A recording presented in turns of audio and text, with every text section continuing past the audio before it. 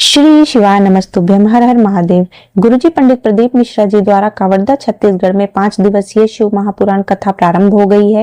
ये कथा 6 नवंबर से लेकर 10 नवंबर तक दोपहर 1 बजे से लेकर 4 बजे तक आस्था चैनल के माध्यम से और यूट्यूब के माध्यम से आप सुन सकते हैं और देख सकते हैं। इस कथा का प्रारंभ मार्गशीर्ष माह में शुरू हुआ है। ये माह बहुत ही पावन होता है। गुरुजी ने इस माह में शुक्रवार के दिन किए जाने वाले उपायों की जानकारी दी है, जिसमें से कि अवधूतेश्वर महादेव वाला एक विशेष उपाय भी शामिल है। आज की कथा की संपूर्ण जानकारी आपको इस छोटे से वीडियो के माध्यम से प्राप्त होने वाली है, तो इस वीडियो को अंत तक अवश्य देखें ताकि कोई भी जानकारी आपसे छूटे नहीं। तो चलिए जानते हैं गुरुजी ने पहला कौन सा उपाय बताया है जो हम शुक्रवार के दिन कर सकते हैं।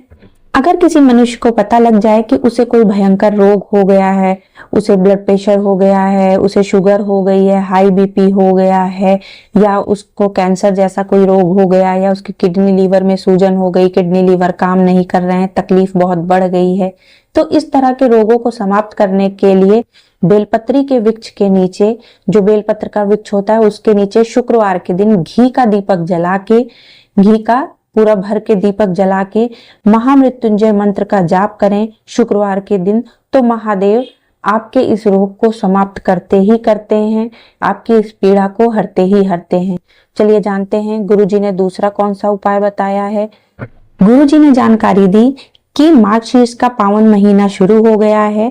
9 नवंबर का दिन एक बहुत ही विशेष दिन है, जिस दिन आद्रा नक्षत्र है।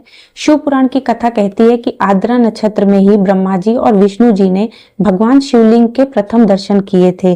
तो इसलिए इस आद्रा नक्षत्र में जो भी मनुष्य शिवलिंग का दर्शन करता है, सुबह ब्रह्म मुहूर्त से लेके शाम को प्रदोष काल तक, इस बीच में कोई भी अगर भोलेनाथ की शिवलिंग का दर्शन कर लेता है, तो उस व्यक्ति को अपने जीवन में जितने भी उसने व्रत किए हैं, उपवास किए हैं, पूजन किए हैं, भक्ति की है, भगवान की उपासना की है, भगवान की ओर उसके द्वारा जो भी त्रुटि हुई है या कोई गलती हुई है, कोई कमी रह गई है उसकी पूजा अर्चना में, तो केवल इस दिन शिवलिंग का दर्शन मात्र कर लेने से उसकी सभी गलतियां समाप्त हो जाती हैं और उसके सभी कर्मों का फल उसे प्राप्त हो जाता है।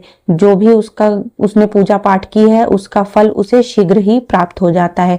तो गुरुजी ने सबसे निवेदन किया है कि वे आद्रा नक्षत्र में 9 नवंबर को भगवान भोलेनाथ की शिवलिंग का दर्शन सब लोग अवश्य करें। भगवान भोलेनाथ के आप भक्त हों या किसी और भी भगवान के भक्त हों, लेकिन आप शिवलिंग का दर्शन अवश्य करें। चलिए जानते हैं अगली जानकारी गुरुजी ने क्या दी है।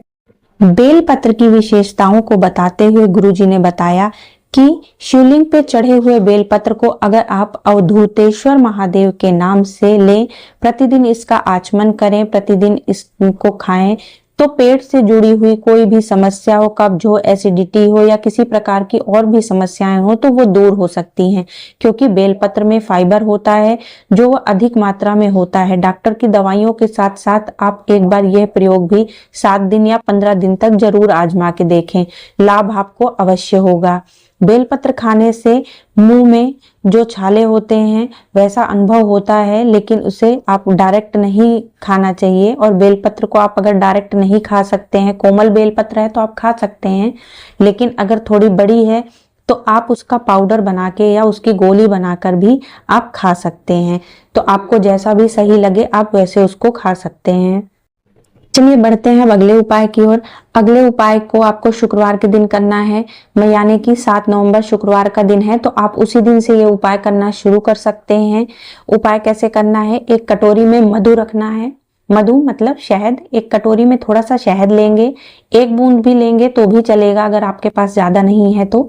इसके बाद उस शहद को आप एक लाल पुष्प के साथ अपने घर में जहाँ भी आप माता लक्ष्मी जी की पूजा करते हैं, आपने उनकी फोटो रखी होगी, उनकी कोई मूर्ति रखी होगी, कोई भी प्रतिमा होगी, आप उनके समीप उसको रखें। अगले दिन उस शहद और उस पुष्प का विसर्जन कर दें। ऐसा भी आप कर सकते हैं कि शहद में पुष्प जो है पूरी तरीके से भिगा लें, मतलब पूरा उसको डुबो लें। उसके बाद उस पुष्प को आप लक्ष्मी जी को चढ़ाएं और अगले दिन उसका विसर्जन करें। ऐसा आपको 5 या 7 शुक्रवार तक करना है। यह उपाय करने से आपके घर में कभी भी धन संपदा की कमी नहीं होगी। माता लक्ष्मी जी के साथ साथ भगवान भोलेनाथ भी आपको आशीर्वाद देंगे, क्योंकि शहद भगवान भोलेनाथ को भी पसंद है और माता लक्ष्मी को। ये एक सरल सा और आसान सा उपाय है जो कि एक लाल पुष्प और कुछ बूंदों शहद से किया जा सकता है। इसको करने से माता लक्ष्मी हमेशा आपके घर में निवास करेंगी। मतलब आप इसको शुक्रवार के दिन कर सकते हैं और इसके जो पुष्प है उसका विसर्जन आप शनिवार के दिन करेंगे। माता लक्ष्मी की कोई भी फोटो हो, कोई भी प्रतिमा हो, कोई मूर्ति हो, आप उसके आगे इसको चढ़ा सकते हैं। चढ़ाने के बाद आप उनसे निवेदन करें कि वो आप पे प्रसन्न हो, आपके घर में आए, आपके घर में विराजमान हो और दूसरे दिन उस पुष्प का आप विसर्जन कर दें। तो ये आपको 5 या 7 शुक्रवार तक करना है। ये मार्गशीर्ष के माह में आप प्रारंभ कर सकते हैं। तो गुरुजी ने उन उपायों के बारे में आज की कथा में बताया है।